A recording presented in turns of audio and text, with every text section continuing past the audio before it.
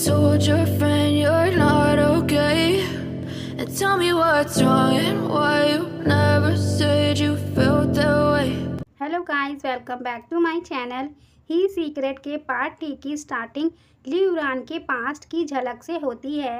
वे अपने पति how Tian से बता रही थी कि वे थक गई है, तो हाउ तियान उसे पीठ पर उठाकर ले जाता है। पसंद में सीनियर युनशिन ली युरान से पूछता है, क्या तुम्हें नानशन इसलिए पसंद है क्योंकि वे हाउ तियान के जैसा दिखता है? ली युरान बताती है, उसे पहले इसलिए ही क्यूरियोसिटी थी क्योंकि वह मेरे पति जैसा ही दिखाई देता है, लेकिन जब से मैंने उसे जाना है तो वह बिल्कुल ही अलग है। वह बहुत ही खुशमिजाज और हंसमुख है। वह मेरे ज़िंदगी में एक रोशनी की किरण जैसा चमकता है। युनशिन पूछता है कि क्या तुम्हें उस पर विश्वास है? ली युरान कहती है कि उसे अभी ये सब नहीं पता। उसके लिए सिर्फ अभी ये इम्पोर्टेंट है कि वे कंपनी को कैसे प्रोटेक्ट करे और अपने डैड की जगह सब संभाले। युनशिन ली युरान को भाई होने के नाते याद दिलाता है कि शेयर होल्डर लालच कर रहे हैं, उनको अपने ऊपर हावी मत होने देना। ली युरान कहती है, मैं ऐसा कुछ नहीं होने दूंगी। इधर सभी आदमी आपस में युनशिन की ही बात कर रहे थे कि नया शेयर होल्डर विदेश से आया है और वह ली युरान का स्कूल में सीनियर था। अगर वो कंपनी के लिए सही काम करता है तो ठीक है, नहीं तो मिस्टर जियांगलू हम आपकी बात सुनेंगे। नेक्स्ट सीन में ली युरान को कोई फ़ोन करके बताता है कि मिस ली, मुझे वह व्यक्ति मिल गया जिसे आपने मुझे ढूंढने के लिए कहा था। आगे उसी लड़की को बोलते हुए दिखाते हैं कि उसने नानसन के साथ कुछ घंटे रहकर उसे किस करना था। इसके मुझे 80,000 वॉन मिले। ये सब ली युरान रिकॉर्ड कर लेती है। नेक्स्ट मॉर्निंग ली युरान जब जागकर नानसन के पास आती है तो वह उसके लिए ब्रेकफास्ट बना रहा होता है, तो वह उसके फेस पर लगी चोट देखकर पूछती है, ये कैसे लगी? तो नानसन झूठ बोल देता है कि वह बाइक से गिर गया था। ली युरान नानसन को आज साथ में चलने को कहती है क्योंकि एक इंटरव्यू है। वह उसके लगे चेहरे पर चोटों के निशान पर मेकअप लगाकर छुपा रही होती है और नानसन ली युरान के ओठों को देखता रहता है, लेकिन वे दोनों अपनी फीलिंग्स को छुपा लेते हैं। नेक्स्ट सीन में वह देर तक ऑफिस में काम कर रही थी, तो वहाँ सीनियर युनशिन आकर उसे काम बंद करके चलने को कहता है कि काफ़ी देर हो गई है, जल्दी उठो और मेरे साथ चलो। ली युरान युनशिन को उसका वेट करने को कहती है, तो युनशिन तब तक वहाँ पर रखी फ़ोटो देखने लगता है। उसमें लगी फ़ोटो के बारे में पूछता है तो वे बताती है कि दाईं तरफ वाले अंकल जियांगलू हैं और दूसरे वाले मेरे डैड के पार्टनर थे। युनशिन ने उस व्यक्ति को अभी तक कंपनी में नहीं देखा था, तो ली युरान बताती है कि मैंने सुना था कंपनी में कुछ गलत हुआ था, तो उन्होंने बिल्डिंग से कूदकर सुसाइड कर लिया था। युनशिन उसे एक टेस्टी फूड की जगह बताता है, तो वह भी काम बंद करके उसके साथ चली जाती है। नेक्स्ट डे ली युरान वही वीडियो तियान को दिखाती है। तियान में देखकर पूछती है कि ऐसा कौन हो सकता है उसे फंसा रहा था। ली युरान को लग रहा था कि ये सब उसकी वजह से ही हुआ होगा, तो तियान उसे हर चीज़ों को अपने ऊपर लेने से मना करती है। ली युरान तब भी कहती है कि उसकी ही गलती है, वह एक अच्छा इंसान है, वो कभी मुझ पर ब्लेम नहीं करता। तियान उसे ऐसा देख पूछती है, क्या तुमको उससे प्यार तो नहीं हो गया? तभी नानशन का मैसेज आता है। वह उसे कहीं बाहर बुलाता है। वह उसे फ़ोन में रास्ता बताते हुए एक जगह बैठने को कहता है। वहाँ फायरवर्क होने लगा था। वह उसे देख ही रही थी, तभी एक टैडी ली युरान को परेशान करने की कोशिश करता है। कभी उसके सामने आता है तो कभी उसके पास बैठकर उससे चिपकने की कोशिश कर रहा था। वह टैडी उससे पूछता है कि तुम्हें ये अच्छा लगा? वह उसे जवाब में अच्छा लगा बताती है, तो नानशन कहता है कि लेकिन मुझे नहीं लगता कि ये तुम्हारे जितना अच्छा है। जब वह उसे हैरानी से देखती है तो उसमें खुद नानशन होता है। जब वे दोनों घर लौटकर आते हैं तो वे दोनों एक दूसरे के करीब आने से खुद को रोक नहीं पाते और एक दूसरे के काफ़ी करीब आ जाते हैं। मॉर्निंग में जब ली युरान की आँख खुलती है तो वे उसके फेस को छू रही थी, तभी नानशन की भी आँख खुल जाती है, तो वह सोने की एक्टिंग करती है। देन ली युरान उसके लिए खाना बना रही थी, तो वह उसके पास आकर पूछता है कि क्या उसे हेल्प चाहिए। ली युरान मना करके उसे टेबल पर बैठने को कहती है। तभी नानशन के बाद उसी आदमी की कॉल आती है वे बताता है कि नई स्क्रिप्ट तैयार है, इस बार कुछ गलत करके मुझे निराश मत करना। ली युआन पूछती है कि किसका फ़ोन है, तो वह कह देता है कि सेल्समैन है। वह उसके लिए स्पेशल फूड बनाकर लाती है। तभी डोर पर बेल बजती है। ली युआन के डोर खोलने पर दरवाजे पर एक प्रेग्नेंट लड़की होती है। वह उसे बताती है कि मैं अपने पति को ढूंढ रही हूँ। नानशन को अंदर देखते ही वह सीधे अंदर आते ही नानशन से कहती है कि तुम यहाँ छुपे हुए हो। नानशन उससे पूछता है कि तुम कौन हो, तो वह लड़की उसे मारते हुए कहती है कि तुमने मुझसे पूछा था जब तुम मेरे साथ सोए थे। ली युआन ये देखकर उसका हाथ छुड़वाते हुए कहती है कि सिर्फ बात करो, तुम उसे मार क्यों रही हो? मेरे घर में कोई तमाशा करने की हिम्मत मत करना। तभी वह लड़की पेट में दर्द होने का नाटक करने लगती है, तो ली युआन पूछती है क्या मैं एम्बुलेंस को कॉल करूं?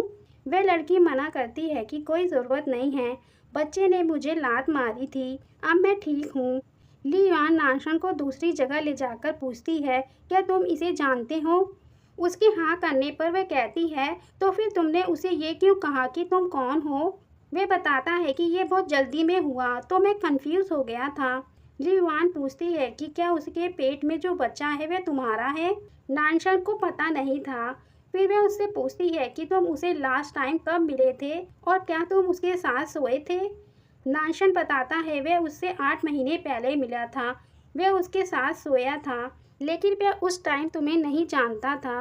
ली युआन गुस्से में कहती है इससे कोई फर्क नहीं पड़ता। वह बाहर आकर उस लड़की से पूछती है तुम इसे कैसे साबित कर सकती हो कि ये बच्चा नानशन का ही है? वह लड़की कहती है मैं इसे कैसे साबित करूं? तो ली युआन उसे डीएनए टेस्ट करने के लिए कहती है। वह लड़की डीएनए टेस्ट कराने से मना कर देती है कि इससे मेरे बच्चे पर असर पड़ेगा, अगर कुछ हो गया तो कौन जिम्मेदार होगा? ली युआन पूछती है कि तुम्हारे पास हिम्मत नहीं है? वह कहती है मैं टेस्ट कराने को तैयार हूँ, लेकिन मैं नहीं करा सकती। तो ली युआन भी कह देती है कि जब तक तुम ये साबित नहीं कर देती कि ये बच्चा उसका है, तब तक मैं भी वो सब करूँगी जो तुम चाहो। वह लड़की कहती है तो ठीक है, मेरी 2 डिमांड है।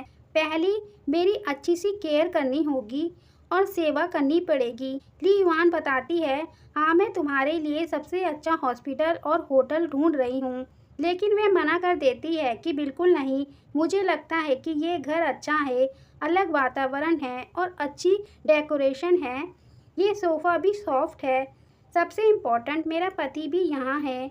तो ली युआन भी वादा कर देती है कि ठीक है, तुम यहाँ रह सकती हो। वे लड़की कहती है अगर तुम ये सब नहीं कर सकती तो मुझे हर महीने 20,000 वॉन दे सकती हो। मिस ली क्या तुम्हारे लिए ये बहुत ज़्यादा है?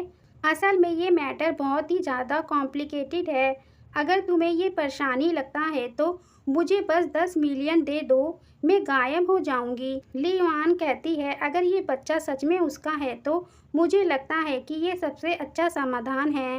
वह ये सुनकर जल्दी से बोलती है कि मैंने गलती से 10 मिलियन बोल दिए, तुम्हें मुझे 20 मिलियन वॉन देने होंगे। ली युआन भी देने का वादा कर देती है। वह लड़की ली युआन को बहुत सीधा बताकर कहती है कि मेरे पास कोई सबूत नहीं है, चलो इस डील को साइन कर लें। नेक्स्ट सीन में त्यान गुस्से से ली युआन को नानशन से तलाक लेने को कहती है। तुम्हें वो मजबूर कर रहा है, तुम उसे कैसे साइन कर सकती हो? सीनियर यूशन कहता है कि ये नानशन ने सही नहीं किया, लेकिन ये आराम से सुलझाने वाला मैटर है, हमें तुम्हारी बात सुननी है, तुम क्या चाहती हो? त्यान को गुस्सा आ रहा था कि वह धोखेबाज है और अब वो आराम से उस प्रेग्नेंट औरत के साथ घर पर ही है, तुम्हें उसे डिवोर्स दे देना चाहिए। यूशन समझाता है कि हमें इस शादी के मामले को आराम से सुलझाना होगा, क्योंकि इससे पूरे ग्रुप पर असर पड़ेगा। वे कंपनी का ब्रांड एम्बेसडर है, एक बार ये अलग हो गया तो कंपनी को एक बड़ा झटका देगा।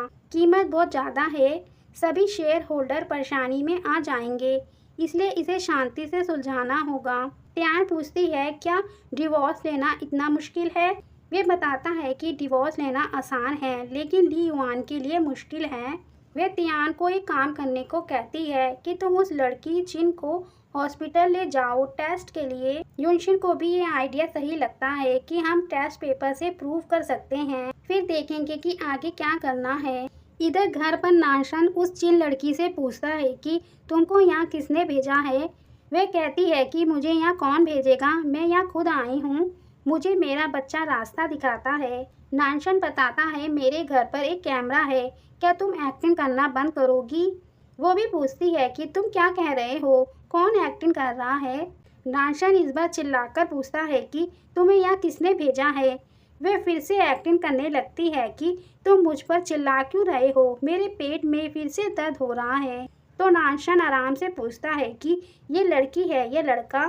चिन कहती है तुम्हें क्या चाहिए, लड़की या लड़का। फिर नाशन पूछता है क्या तुम्हें मिस्टीरियस फ़ोन आया था।